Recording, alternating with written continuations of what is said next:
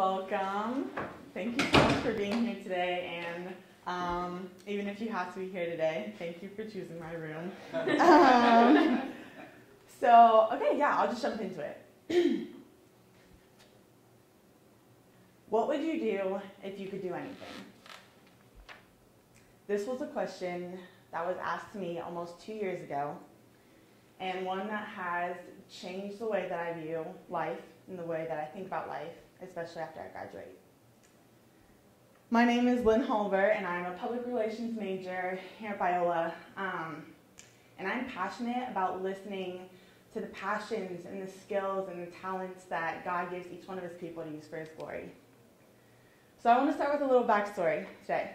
I grew up in a small town in Ohio, and by the time I was a senior, I was so ready for a new adventure. I was ready for a new chapter in my life.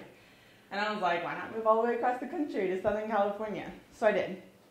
And coming out here, I loved it. I was making awesome friends. I was having so much fun. My professors were great. The people I was meeting, I was great. I was going to the beach all the time. It was awesome. But something was still off in the back of my mind now, and I couldn't help but shake the feeling that I was on this nonstop train to the rest of my life and the rest of my predictable life, and I couldn't get off of it, right? Because growing up, I feel like I was told the same things that a lot of you have probably heard growing up too. Go to high school, go to college, get a degree, get a job, have a spouse, live in a beautiful home with a white picket fence. And it's not that those things are bad. Those things are great, right, if you want them. But I felt like that was the only route that I had to succeed, and that was the only route that I had that everyone was expecting me to go on. And that's what made me so terrified. So, going home, I would tell my mom and be like, Mom, I just don't want to live a normal life, but I just didn't know how to word that, because how else do you word that when I'm a freshman in college? And she was like, Lynn, you can do anything you want. You can be whatever you want. You're capable. And while I appreciated that, I was like, I still feel I don't know, just something else that, I don't know, just something else that I couldn't explain. And I felt like I had a really hard time trying to explain. So I didn't talk about it. So the first 2 years of college, freshman and sophomore year, I still wrestled with this. And then it wasn't until I was a junior that I talked to one of my good friends, and it turned out she felt the same way too. She didn't want to take the necessarily traditional route, after graduation. And, she started asking me questions what would you do if you could do anything, when I asked you, or, what would you do if this wasn't a factor, if this wasn't a factor? And she got me, started thinking again, about the possibilities. And I was like, okay, other people feel this way too. And, that conversation sparked a shift in the way that I thought about, all the opportunities that life has. There isn't one route for success. And then, people make 6 figures off of YouTube. Who does that? 21st century, that's who does that. So ever since then, I started thinking a lot about why people work in the first place, right? Why do people are willing to sacrifice so much time away from the people that they love and their friends and family? Why do they go to work? So, some common reasons that I thought of off the top of my head. Money. Money is the biggest one. Money, we need money to survive, to put food on the table, to pay for, our rent, things that we love. Passion. People work because they're passionate about something. They're working for a specific cause. People work together for specific causes. If they believe in something, work together. People work if they want to expand their skills, abilities, or knowledge, if they want to try to grow themselves in an area like that. But what's interesting to me is that I read in a quote by Earl Nightingale from The Strangest Secret. He published that 19 out of 20 people, when asked, why do you wake up in the morning or why do you work, had no idea. 19 out of 20 people do not know why they're waking up in the morning. I don't know how you feel when you read that, but I was shocked. Only 1 out of 20 person knows why. To me, that just isn't good enough. And I started, so that sparked my curiosity, and I started becoming super intrigued. So I put that to my own test. I just did something, I didn't really tell anyone about it. I just did it on my own time. It was my own little survey. As I said, I'm from Ohio, so I'm on planes a lot. So every time I got in the plane and I would sit by someone it was almost always an adult or an elderly person. I didn't really sit by people that are my age on planes. I would start asking them, unless they had like earbuds in or they were reading a book, even if they were reading a book, that didn't really stop me. I just used that as a gateway. I started asking them, about their job and about their experiences and about what they did for a living. And I would start like breaking down those walls. And then at the end of that, I would ask them, do you love what you do? Are you happy with what you're doing? Are you loving what you're doing? And the majority of the time, this is the answer I got. Yeah. Or, yeah, but, or something like that. 9 times out of 10, that would be the answer that I would get.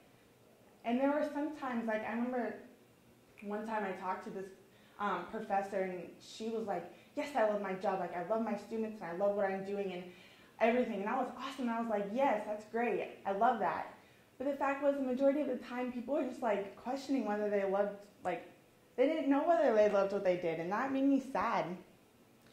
And I think that it boils down to this. A lot of people, when they enter the workforce, start with the what. What am I going to be doing? What's my title? Then the how. How am I going to do that? And then the why. Maybe. But I think it should be the opposite. Why am I going to do what I'm going to do? What's my purpose? What's that thing in my stomach that's going to pull me? What's my inspiration? What's going to keep me going even when I don't want to? That's where I think people need to be starting instead of the opposite. My title of my presentation is Passion, Purpose, and Fulfilling Your God-Given Talents and Desires. And your passion and purpose is all about the why. That is why you're going to do what you're going to do. It's because of your passion and your purpose. And the beautiful thing is, it's different for everyone. Everyone is created differently by God, right? There's no good, bad, right, or wrong answer. It's what's already in you. So how do you figure that out? Well, what excites you? What wakes you up in the morning? What keeps you laying awake at night? What gives you butterflies? What lights your heart on fire, What makes you cry? Those are your whys. And I truly believe that God has placed specific desires on each one of our hearts that He wants us to live out for His calling. And I think by ignoring that, we're ignoring who we're made to be.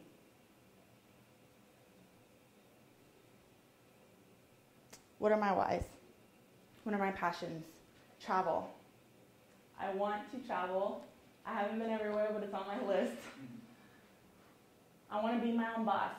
Two of my biggest inspirations, Ashley Conrad, Lori Harder, they created legacies for themselves from literally nothing. Ashley Conrad just posted a couple weeks ago that she got done working a 100-hour work week. Who works 100 hours in a week? Why? Because she has a why. Because she believes what she's working in. Lori Harder has 2 crazy successful businesses. She's just a middle-class girl from the Midwest, and now she's created this huge legacy for herself because she believes in what she's doing. The beach. I would love to live and work by the beach. That excites me. What lights my heart on fire? Sponsoring. This is a little girl I sponsor in Thailand, and my goal is to sponsor 30 by the time I'm 30 years old. That lights my heart on fire. What wakes me up in the morning? Volunteering with the Special Olympics, working with students with disabilities. That did wake me up in the morning, actually, 6 a.m. a couple weeks ago. I love it, though. My biggest whys. My family and my faith. My family is my why because I want to give them back everything that they've given to me. That will fuel me. That will give me working 100-hour work weeks if I need to. And that ultimately I want everything I do to be for the glory of God. I think our lives should center around these things, not the other way around. We shouldn't have to squish things that are most important to us in the pockets of our lives. I think it should be the opposite. And my challenge to you today is that you're preparing to enter the workforce to not get caught up in working just to work. But to work because you love it. Work because you're passionate about it. Work because you're using the skills that God has given you. Because He will bless that. And this last thing that I would just want to show is a video by a man who, yes, was somewhat controversial, but you can't deny the fact that he did create big change. And he's not going to be in the video, but he's narrating it. And a lot of the people in this video did lead to big change because they had such a strong vision and a strong why for doing what they were doing.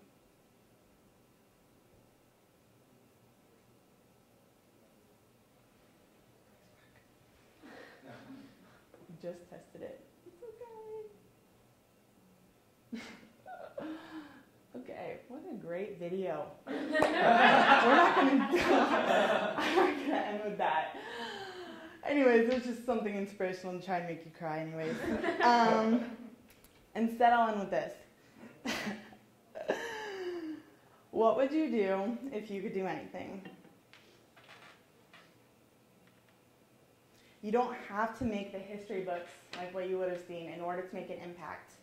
The impact will happen on its own when you're listening and following God.